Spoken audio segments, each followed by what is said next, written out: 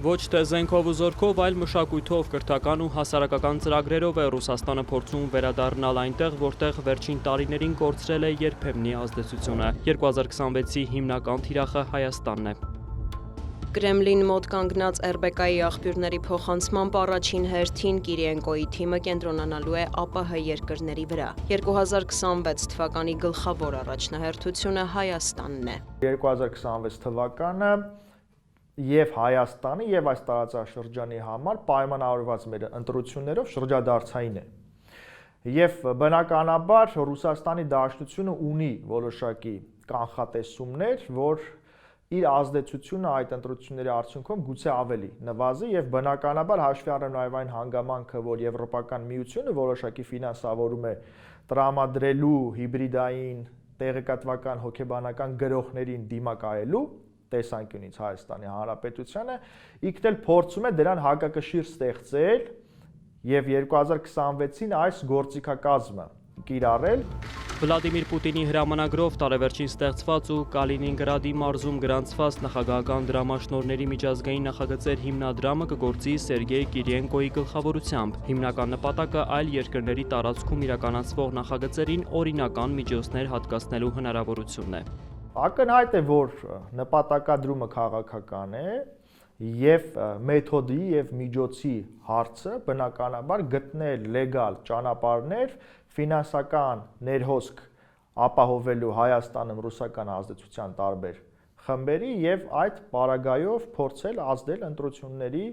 թե ընթացքի եւ թե արդյունքների վրա, այսինքն հիմա լեգալ հիմքերն են ստեղծում գրանտերի տեսքով ֆինանսավորելու այդ խմբերին, որոնք պարզե այդ շահերն են առաջ մղելու։ ՌԲԿ-ն հիշեցնում է, որ Ռուսաստանը նախկինում եւս փորձել է նման մոտեցումներ կիրառել, սակայն ձախողել է։ Այդ պատճառով Կրեմլում այժմ խոսում են ավելի նուրբ, զգուշավոր աշխատանքի մասին։ Փորձագետները այս քայլը Մոսկվայի իրական նպատակների համար ծխածածկույթ են համարում։ Նույնիսկ եթե փափուկ գործիքների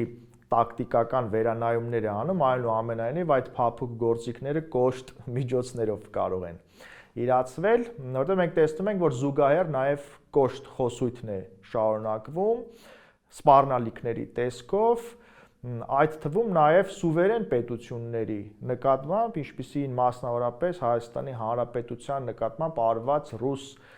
պրոպագանդիստների վերջին հայտարարություններն են, որոնք իրականում ոչ թե այդ մարդկանց մասնավոր կարծիքն են, այլ Կրեմլի հայեցակարգն է քաղաքական։ Для нас гораздо болезненнее то, что происходит в Армении. Վերջին ամենաթեժ հայտարարությունը ռուս հայտնի քարոզիչ Վլադիմիր Սոլովյովն էր արտանետել, թե այդ թվում Հայաստանում հատուկ ռազմական գործողություն սկսելու անհրաժեշտություն կա։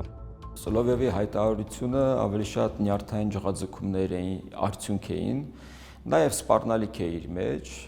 ի վերջո այնպես չէ, որ այն ինչ ասում է Սոլովյովը հեռու է հնարավոր իրականացումից։ Առաջին անգամ չէ, երբ մենք տեսնում ենք այդ հակասությունը Ռուսաստանի Դաշնության գործելավոճում։ Նոր հայեցակարգը շեշտը դնում է կրթության, առողջապահության եւ ենթակառուցվածքների զարգացման նախագծերի վրա։ Առայժմ հայտնի չէ, թե օրինական ճանապարհով Մոսկվան որքան գումար է նախատեսում այս տարի ծախսել մեր երկրում նմանատիպ ծրագրերի համար։ Այդուհանդերձ այդ գործով զբաղվող նախագահական դրամաշնորհների հիմնադրամը տարեկան տնօրինում է շուրջ 13 միլիարդ ռուբլի։ Այդ գումարային հոսքերը ուղղելու են հենց այն թիրախներին, այն խմբակներին, որոնք պատրաստ են անձնվեր,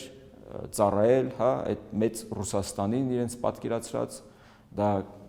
կարևոր չէ, որ արդյունքում տուժում է Հայաստանի Հանրապետությանը, բայց իրենք պատրաստ են եւ այստեղ է, որ իրավունքը եւ թերապես իրավական համակարգը պետք է գործի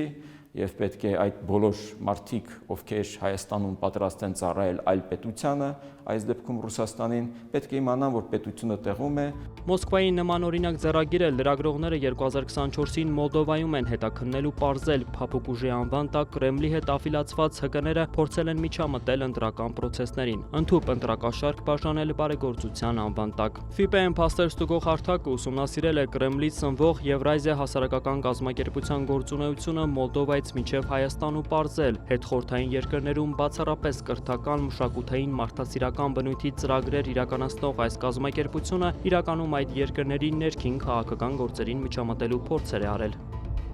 Կազմակերպության հոգաբարձուների խորհրդի կազմում հիմնականում Ռուսաստանի բարձրաստիճան պաշտոնյաներ ու քարոզիչներ են։ Նրանց թվում են Ռուսաստանի Պետդումայի նախագահ Վյաչիսլավ Վոլոդինը, փոխխոսնակ Բորիս Չեռնիշովը, Ռուսաստանյան պետական Russia Today գործակալության գլխավոր խմբագիր Մարգարիտա Սիմոնյանը եւ այլք։ Համաձայն FIPM-ի հետաքննության կազմակերպության գործադիր կազմում է նաև բլոգեր Միկա Բադալյանը, որն ակտիվորեն թիրախավորում է Հայաստանի իշխանություններին։ Հայաստանը շատ արագ է արևմուտքի հետ կապերն ամրապնդում, մասնավորապես նկատի ունենանք TRIP-ի վերաբերյալ նոր ստորագրված փաստաթուղթը, եւ սա նշանակում է, որ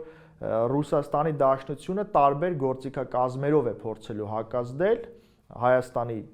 արտաքին քաղաքականության դիվերսիֆիկացմանը, ինչը խոշոր հաշվով հանգեցնում է Ռուսաստանի ազդեցության նվազմանը։ Կազմակերպված հանցավորության եւ կոռուպցիայի լուսաբանման նախագիծը ծավալուն հետաքննությամբ ներկայացրել է ռուսաստանյան Եվրազիայի միջոցով Մոլդովայում ընտրական գործընթացների ապօրինի միջամտության հսկայածավալ արշավը, միլիոնավոր դոլարների շրջանառության, ընտրակաշառք բաժանելու, կեղծ բարեգործության եւ ապատեղեկատվական արշավների հանցավոր սխեմաների միջոցով։ Պետությունը ավելի պետք է կանխարգելիչ ֆունկցիա իրականացնի այս պարագայում եւ ոչ թե թույլ տա այդ ամենը տեղի ունենա եւ հետո սկսի պայքարել հետևանքների դեմ։ Եվրազիայի գործունեությունը Հայաստանում մեկնարկեց հիմնադրումից կարճ ժամանակ անց մարդասիրական նախաձեռնությունների շարքով։ Ղարաբաղից բռնի տեղահանվածներին Ռուսաստանը ձեզ հետ է գրությամբ տոպրակներ բաժանեցին, Պարենովո հիգիենայի պարագաներով իրականացված մի շարք ծրագրերին Հայաստանում ՌԴ դեսպան Կոպիրկինը անձամբ էր հետևում։ Վոլոդիա Մուշեղյան, Դավիթ Մաչկալյան, Ռոմիկ Խաչատրյան եւ Դավիթ Դանիելյան, Կիրակնորյա լուրեր։